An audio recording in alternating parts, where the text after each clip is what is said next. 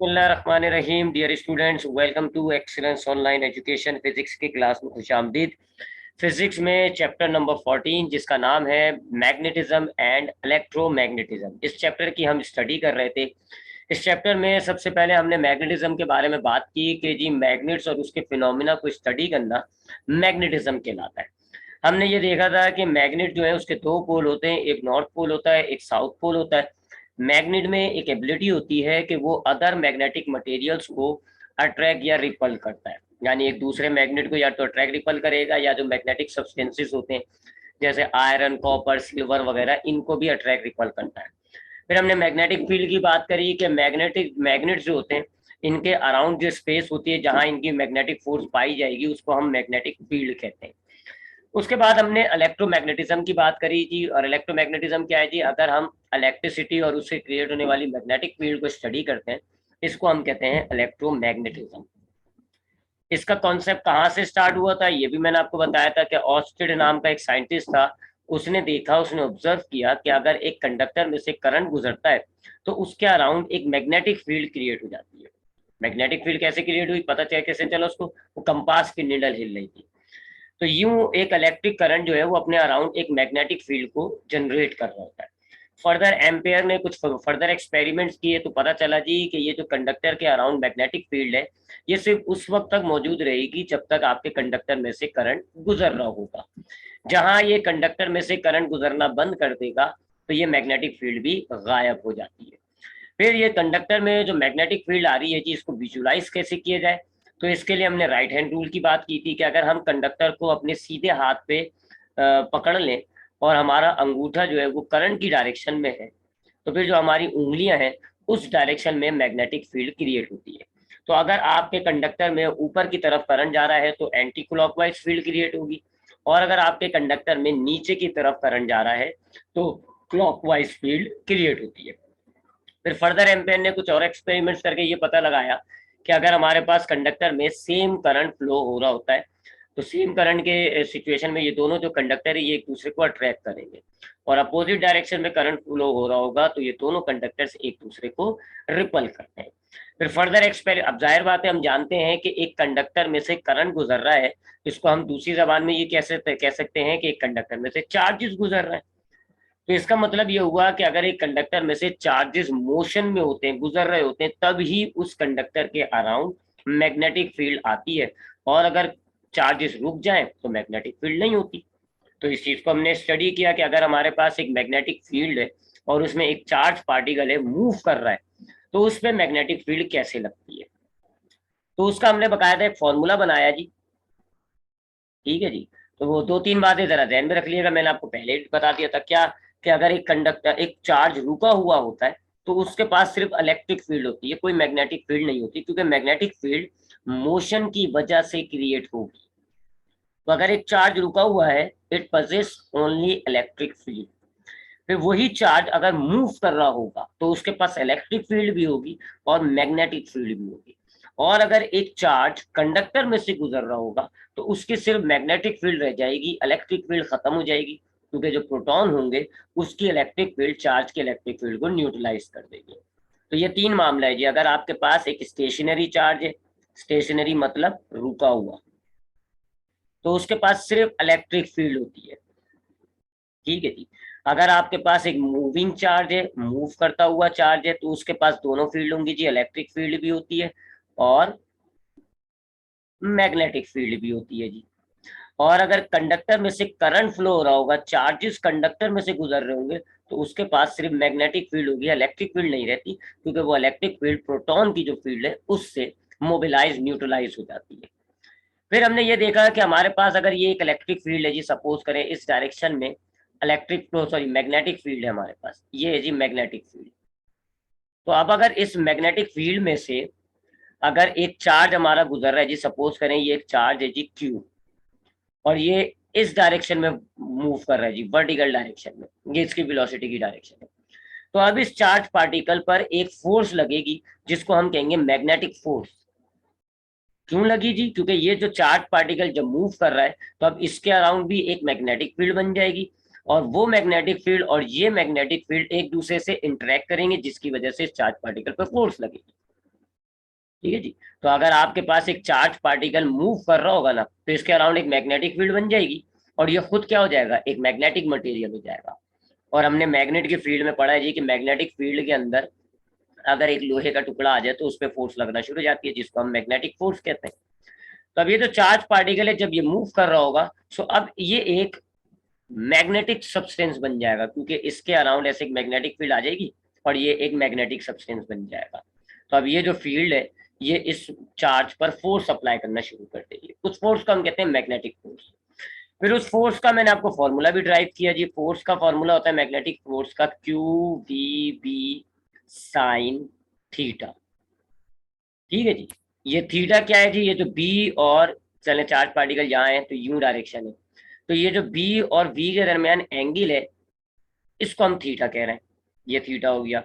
B से मुराद है magnetic field intensity, we से मुराद है इस पार्टिकल चार्ज पार्टिकल की वेलोसिटी, और क्यू से मुराद है इस चार्ज पार्टिकल के अंदर कितना चार्ज मौजूद है। ये मैग्नीट्यूड होगा जी उस मैग्नेटिक फोर्स का जो अब इस चार्ज पार्टिकल पर अप्लाई होगी। और इसकी डायरेक्शन हम कैसे निकालेंगे जी, फ्लेमिंग लेफ्ट हैंड रूल या right hand rule. Fleming left hand rule हमारा बेहतर रहता है जी। हम अपने लेफ्ट हैंड को इस डायग्राम के हिसाब से अरेंज करेंगे। हमारा जो पहली उंगली होती है, हमारी जो फर्स्ट फिंगर होगी, वो वेलोसिटी की डायरेक्शन में होगी। हाँ, तो हमारी जो फर्स्ट फिंगर होगी वो वेलोसिटी की डायरेक्शन में होगी। जो हमारी सेकंड फिंगर होगी लेफ्ट हैंड की, वो हमारी बी की डायरेक्शन में होगी। और जो थंब की डायरेक्शन होगी, उस डायरेक्शन में आपका फोर्स होगा। थंब बिल्कुल सीधा रखना होगा आपको, ठीक है, बिल्कुल सीधा। तो ऐसा कुछ अरेंज हो जाएगा आपका। ये थंब है जी, ये आपकी फर्स्ट फिंगर है, ये आपकी सेकंड फिंगर है। ठीक है जी। तो ये सेकंड फिंगर जो है वो बी की डायरेक्शन में हो गई, ये जो फर्स्ट फिंगर है ये आपकी वी की डायरेक्शन में हो गई, और ये बाहर निकलती हुई जो ऊपर की तरफ डायरेक्शन है, ये फोर्स की डायरेक्शन है। तो तीन डायमेंशन में होती है, एक एक्स, एक वाई, एक जेड, यूं कह लें आप। तो इसको हमने फिर विजुलाइज भी किया। मैंने उसको आपको कई तरीके से दिखाया कि अगर आपके पास सपोज करें मैग्नेटिक फील्ड इस डायरेक्शन में है, और जैसे अभी हमने ऊपर जो डायग्राम ली हुई थी उसमें हॉरिजॉन्टल मैग्नेटिक फील्ड थी, चार्ज पार्टिकल जो है वो आपका वर्टिकल में मूव करता है, तो ऐसे बाहर निकलती भी होगी जी, बाहर निकलती भी होगी, यानी इस स्क्रीन से बाहर निकल रही होगी, कागज से बाहर निकल रही होगी फोर्स। इसको हम डायग्राम में कैसे दिखाते हैं जी, हम कागज से बाहर तो नहीं निकाल सकते लाइन को, तो हम ऐसे शो कर देते हैं, नुक्ता लगाते हैं। इसका मतलब है फोर्स बाहर की तरफ है। और अगर जैसे मैग्नेटिक फील्ड यूं है, वेलोसिटी की डायरेक्शन नीचे की तरफ है, तो अब जो है आपकी फोर्स जो है वो अंदर जाती हुई होगी। अगर आप इस हिसाब से अपने आप अपने जो है अंगूठे को अरेंज करें। ठीक है जी। आपकी जो पहली फिंगर है वो वेलोसिटी की डायरेक्शन में हो, बी दूसरी फिंगर जो है वो बी की डायरेक्शन में, तो अब आपका अंगूठा जो है वो कागज में घुस रहा होगा। लेफ्ट हैंड की बात कर रहा हूँ। तो अब इस फोर्स को हम कैसे दिखाएंगे जी, ऐसे। तो अब जरा जहन में रख लीजिएगा, नुक्ता आ रहा हो तो समझ लाइएगा जी कि बाहर निकलती हुई फोर्स है, या जो भी डायरेक्शन है वो बाहर निकलती हुई जो भी चीज है। और क्रॉस का मतलब है जी अंदर जाती हुई। तो ये लेफ्ट हैंड रूल है जी। अगर इसमें कोई कंफ्यूजन हो मुझसे पूछ लिएगा। ये हमने एक पार्टिकल, एक चार्ज पार्टिकल अगर हमारे पास मैग्नेटिक फील्ड में होता है, उस पर जो फोर्स का मामला है ये हमने डिस्कस किया। फिर हमने एक कंडक्टर देखा जी, कि अगर हमारे पास एक कंडक्टर एक मैग्नेटिक फील्ड में होता है जी, यानी कि अगर ये हमारे पास मैग्नेटिक फील्ड है जी, फॉर एग्जांपल बी, और हमने यूं एक कंडक्टर रखा हुआ है। ठीक है जी। अब कंडक्टर में करंट यूं गुजर रहा है जी, इसी डायरेक्शन में हम जो है वो लेंथ कंसीडर कर लेंगे कंडक्टर की। तो अब इस कंडक्टर में चूंकि चार्जेस फ्लो हो रहे हैं, चार्जेस मोशन में है, तो अब मैग्नेटिक फील्ड इस कंडक्टर पे भी लगेगी। उस मैग्नेटिक फोर्स का जो फॉर्मूला होता है वो था G P I L sine theta. ये जो थीटा है, ये जो आपका लेंथ आ रहा है ना कंडक्टर का, और ये मैग्नेटिक फील्ड है, इसके दरमियान वाला एंगल है। और इसमें भी फोर्स का मामला वही है जी, कि अगर आपके पास लेंथ ऊपर की तरफ है तो फोर्स जो है वो बाहर निकलती हुई होगी। और अगर आपके पास मैग्नेटिक फील्ड यूं है, कंडक्टर में करंट जो है वो नीचे की तरफ फ्लो हो रहा है, ऐसे कंडक्टर में करंट ऐसे फ्लो हो रहा है, लेंथ की डायरेक्शन भी हम ऐसे ही लेंगे, तो अब जो फोर्स अप्लाई होगी उसकी डायरेक्शन अंदर की तरफ जाती होगी। फिर हमने एक टॉर वो लिया जी, रेक्टेंगुलर क्वाइल। ये हमारा लास्ट टॉपिक पढ़ा था हमने कि ये हमारे पास मैग्नेटिक फील्ड है, और इसमें हम एक रेक्टेंगुलर क्वाइल रखते हैं जी, ऐसा बीच में से ये फिक्स हुआ हुआ है। तो अब जब इस पर मैग्नेटिक, अब जाहिर बात इसमें करंट गुजर रहा है जी, सपोज करें यहाँ से ऐसे करंट जा रहा है, फिर यूं आ रहा है, फिर यूं आ रहा है, फिर यूं आ रहा है। अब यहाँ इस कॉइल में से जब कंडक्टर गुजर रहा है तो अब इस पर भी एक मैग्नेटिक फोर्स लगेगी, क्योंकि ये खुद भी कंडक्टर जो है ये पूरा एक मैग्नेट बन जाएगा, और मैग्नेटिक फील्ड मैग्नेट पर एक्ट करती है जी, फोर्स लगेगी। तब उसका भी हमने फोर्स लगाई थी, और हमें पता था जी यहाँ पर यूं फोर्स लगेगी बाहर निकलती हुई, यहाँ पर अंदर जाती हुई फोर्स लगेगी, तो ये कपल हो जाएगा। और इससे जो टॉर्क प्रोड्यूस होगा उसको हम कहते हैं टॉर्क ऑफ कपल, और उसका फॉर्मूला जो हमने बनाया था वो था BIAN कॉस एल्फा। ठीक है जी, BIAN कॉस एल्फा। यहां तक हमने पढ़ा था जी, ये रहा। ठीक है जी, यहाँ पर बस हमने एक चीज नहीं की थी, नंबर ऑफ टर्न्स हमने बस डालने हैं जी। अभी हमने ये एक कॉइल लिया हुआ था, अगर बहुत सारे कॉइल हैं, यानी अभी ये जो हमने फॉर्मूला ड्राइव किया था ये एक टर्न थी, लेकिन अगर बहुत सारे टर्न्स हो जी, एक और टर्न हो, फिर इसके बाद एक और टर्न हो, बहुत सारे टर्न्स हो, तो आप नंबर ऑफ टर्न्स को n से डिनोट करेंगे, और टॉर्क का फॉर्मूला हो जाएगा जी BIA, नंबर ऑफ टर्न्स डाल देंगे बस, कॉस एल्फा। तो अगर आपका कॉइल अभी बिल्कुल ट्विस्ट नहीं करा तो फॉर्मूला क्या होता है टॉर्क का, BIAN। और अगर ट्विस्ट कर गया जी, थोड़ा सा मुड़ गया, हिल गया, तो फिर ये वाला फॉर्मूला लगता है BIAN कॉस एल्फा। ये हमने ड्राइव किया था लास्ट क्लास में। अब हम आगे बढ़ेंगे, अब हम बात करेंगे कि अगर एक चार्ज पार्टिकल, एक मूविंग चार्ज पार्टिकल अगर हमारा एक मैग्नेटिक फील्ड में है तो उसका पाथ क्या बनेगा। ठीक है जी, path of moving charge in a magnetic field, ये हमारा आज का टॉपिक होगा जी, मैग्नेटिक फील्ड। ठीक है जी, कि अगर एक charge particle, moving charge particle, move करता हुआ चार्ज पार्टिकल मेरे पास है एक मैग्नेटिक फील्ड में, तो अब उसका जो रास्ता होगा, मोशन का जो पाथ होगा, वो किस तरह का बनेगा। पहली बात है जी, मूविंग चार्ज, चलता हुआ चार्ज। अब हमें पता है जी कि अगर ये चार्ज है जी, क्यू चार्ज है, और ये मूव कर रहा है, मोशन में है, तो इसके अराउंड ये क्या क्रिएट हो जाएगी जी, इसकी मैग्नेटिक फील्ड क्रिएट हो जाएगी। ये इस चार्ज की मैग्नेटिक फील्ड आ गई। और अब ये वाला चार्ज, मूविंग चार्ज, एक मैग्नेटिक फील्ड में आ जाएगा। एक मैग्नेटिक फील्ड में जब आ जाएगा, तो अब ये जो मैग्नेटिक फील्ड है इस चार्ज पर एक फोर्स अप्लाई करेगी, और वो फोर्स जो है उसको हम कहेंगे मैग्नेटिक फोर्स। उसका फॉर्मूला आप जानते हो, क्या है जी उसका फॉर्मूला, QVB साइन थीटा। ठीक है जी, और उसकी डायरेक्शन क्या होगी जी, सपोज करें ये चार्ज पार्टिकल ऐसे मूव कर रहा है, तो फोर्स की डायरेक्शन जो है वो ऐसे बाहर निकलती हुई होगी। ठीक है जी, परपेंडिकुलर फोर्स लगेगी। तो ये हमारे पास जरा ध्यान में रखिएगा। तो अब हम इसको जरा एक अच्छी सी प्रॉपर सी डायग्राम बना लें, उसके बाद फिर हम बात करते हैं।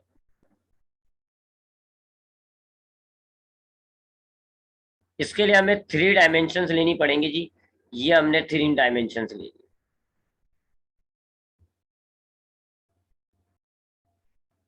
ठीक है जी, चले बल्कि ऐसी नहीं, अगर हम एक अपनी नॉर्मल सी डायमेंशन बना लें,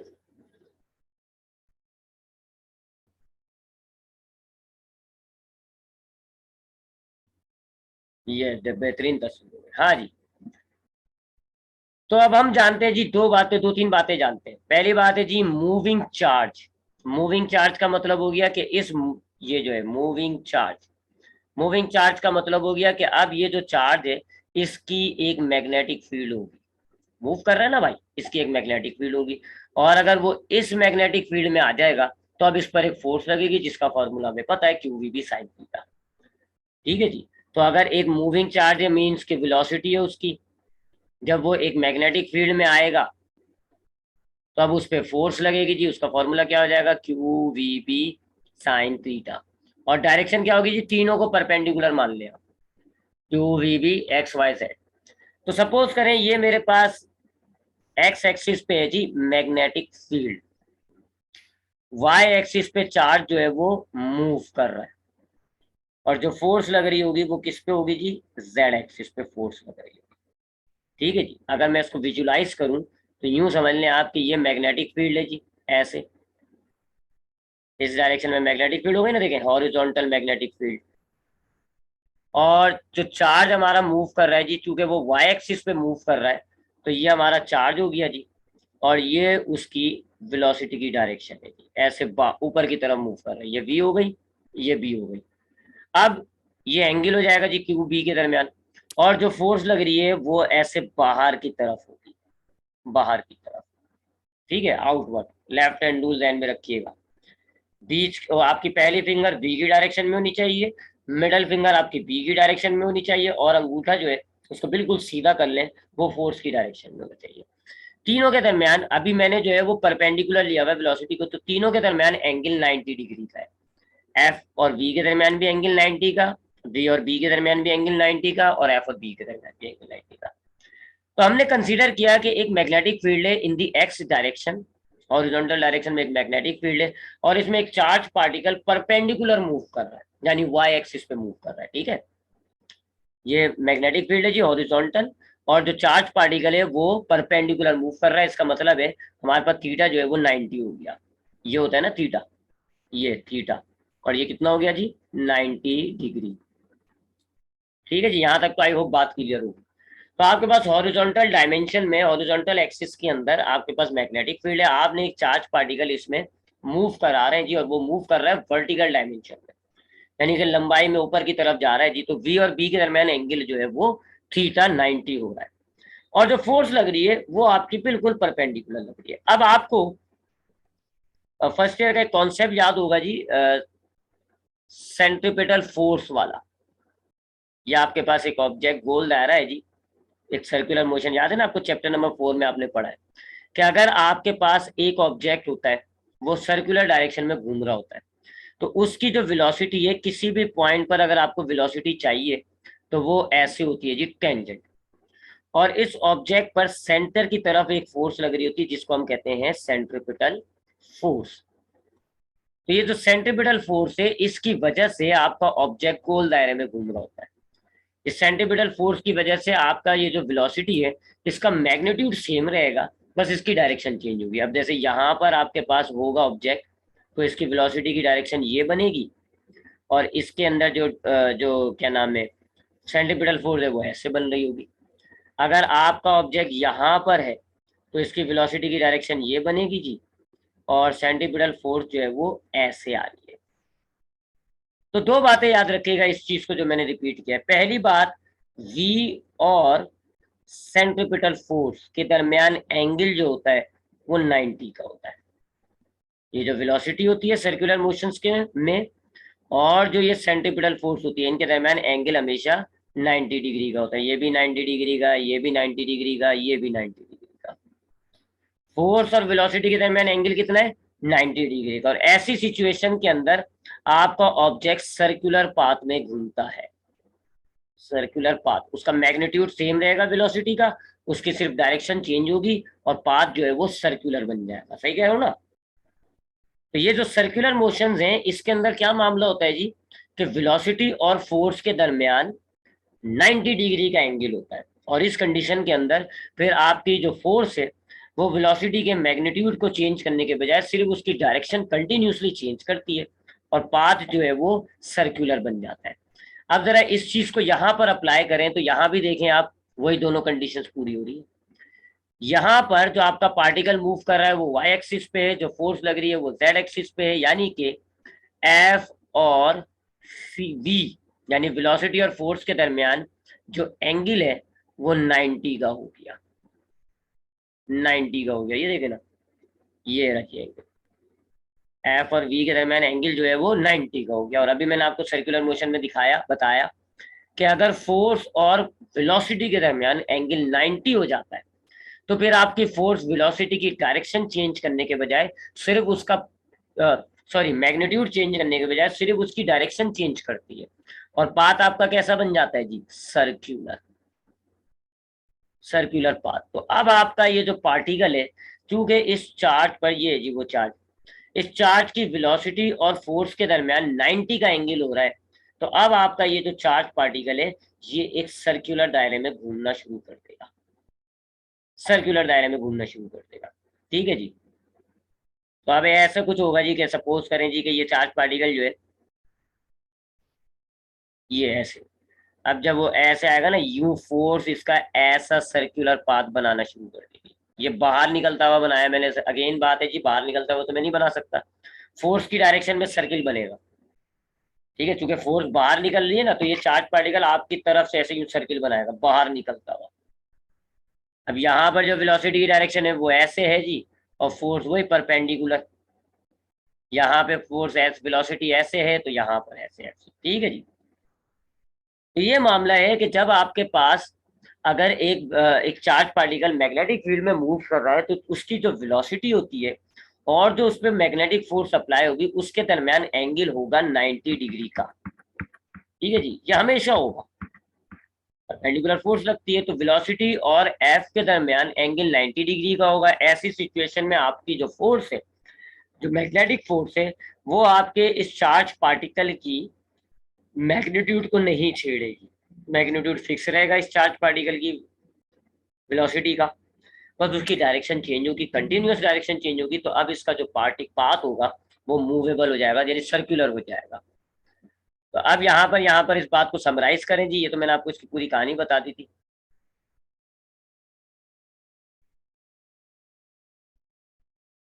इस चीज को साफ करते जी। ठीक है जी, तो अब सर्कुलर पाथ होगा। So velocity of charge particle moving in a magnetic field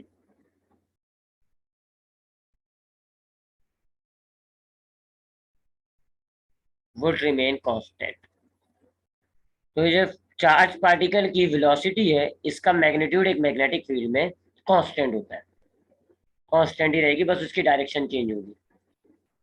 remain constant, magnitude उसका फिक्स रहेगा, बस उसकी फोर्स की वजह से डायरेक्शन चेंज होगी। और उसका पाथ कैसा बन जाएगा? Path would be circular, path would be circular, circular path हो जाएगा। ठीक है जी। तो अगर हम इसको दूसरी डायमेंशन में देखना चाहें, तो सपोज करें जी, ये हमारे पास वेलोसिटी इस डायरेक्शन में है, मैग्नेटिक फील्ड इस डायरेक्शन में है, तो अब फोर्स लगी जी ऐसे। अब देखें जी, वेलोसिटी और फोर्स के दरमियान 90 का एंगल है। तो अब आपका जो चार्ज पार्टिकल है वो वेलोसिटी की डायरेक्शन में नहीं जाएगा, बल्कि ऐसे सर्कुलर घूमना शुरू कर देगा। हॉरिजॉन्टल पे ऐसे सर्कुलर घूमता रहेगा जी, इस डायरेक्शन में डम डम डम गोल गोल घूमता रहेगा ऐसे। ठीक है जी, तो ये हमने इसके एक डायमेंशन को देख लिया। सो अब यहाँ जो मैग्नेटिक फील्ड है, ये जो मैग्नेटिक फील्ड है, ये सेंट्रीपिटल फोर्स भी बन गई, क्योंकि सर्कुलर मोशन में जो फोर्स होती है वो सेंट्रीपिटल होती है। लिहाजा इस बात को मैथमेटिकली लिख लेते हैं कि यहाँ पर जो हमारी मैग्नेटिक फील्ड है वो एक्चुअल में सेंट्रीपिटल फोर्स बन गई जी, F C is equal to magnetic field. ठीक है जी, ये पेट लग रहा है, इसको बी लिखते हैं सही तरीके से। ये हमारी जो सर्कुलर, या तो फोर्स एक ही है तो वो मैग्नेटिक फोर्स, लेकिन चूंकि वो आपके चार्ज पार्टिकल को गोल दायरे में घुमा रही है, सेंटर की तरफ है, तो उसको हम सेंट्रीपिटल फोर्स भी कह सकते हैं। अब यहाँ फॉर्मूला डालेंगे, तो सेंट्रीपिटल फोर्स का हम फॉर्मूला डालेंगे एम वी। अब सेंट्रीपिटल फोर्स का फॉर्मूला होता है m v square upon are.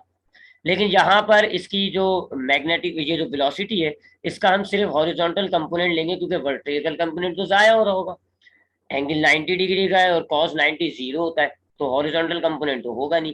लिहाजा हॉरिजॉन्टल कंपोनेंट को हम नहीं रखेंगे, सिर्फ वर्टिकल कंपोनेंट लेंगे। लिहाजा वी की जगह आ जाएगा v sine theta whole square divided by r. ठीक है जी, तो एफ सी की जगह हमने ये फॉर्मूला डाल दिया, m v sine theta whole square divided by r. और मैग्नेटिक फील्ड का फॉर्मूला, ये जो मैग्नेटिक फोर्स है, इसका फॉर्मूला क्या होता है? Q v B sine theta. ठीक है जी, तो हमने दोनों फोर्सेस डाल दी। सेंट्रीपिटल फोर्स का फॉर्मूला एम वी स्क्वायर होता है, लेकिन हमने वेलोसिटी का खाली वर्टिकल कंपोनेंट लिया है। और मैग्नेटिक फोर्स का फॉर्मूला होता है q v B sine theta.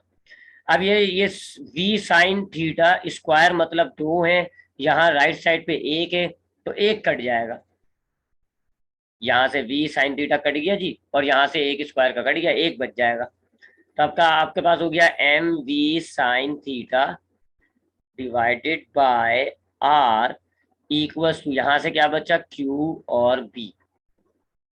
ठीक है जी, यहाँ पे sine theta, v sine theta, यहाँ के वी साइन थीटा स्क्वायर का मतलब 2 होते हैं, 1 से कट गया। अब इस फॉर्मूले को रेडियस का फॉर्मूला बनाए अगर हम, तो आर डिवाइड हो रहा है, क्यू बी के पास जाके मल्टीप्लाई हो जाएगा, और क्यू भी मल्टीप्लाई हो रहते दूसरी तरफ आके डिवाइड हो जाएगा। तो आर यानी रेडियस ऑफ सर्कुलर पाथ का फॉर्मूला बनता है m v sine theta divided by q B. ठीक है जी, ये आर इधर आ गया और ये क्यू भी इधर आ गए, अपनी जगह चेंज कर दी। तो अब ये जो है ये फॉर्मूला हो गया है कि आपका जो मैग्नेटिक, तो आपका जो चार्ज पार्टिकल है वो जिस सर्कुलर पाथ पर रिवॉल्व कर रहा होगा, घूम रहा होगा, उसके रेडियस का ये फॉर्मूला आ गया, m v sine theta divided by q B.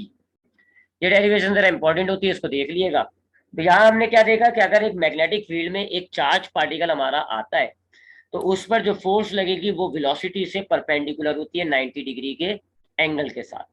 अब जब फोर्स और वेलोसिटी में 90 डिग्री का एंगल होता है, तो फिर जो फोर्स है वो सेंट्रीपिटल फोर्स बन जाती है और आपका पार्टिकल गोल दायरे में घूमना शुरू कर देगा। गोल दायरे में अब आपका पार्टिकल घूमेगा, सर्कुलर मोशन हो जाएगा, और ये जो मैग्नेटिक फोर्स है ये सेंट्रीपिटल फोर्स के तौर पर काम कर रही है। दोनों को आपने फॉर्मूले डाल के सॉल्व किया, तो आपका जो सर्कुलर पाथ है उसके रेडियस का फॉर्मूला भी आ गया। अब हम जो नेक्स्ट बात करेंगे जी, वो है हमारे पास charge to mass ratio, J J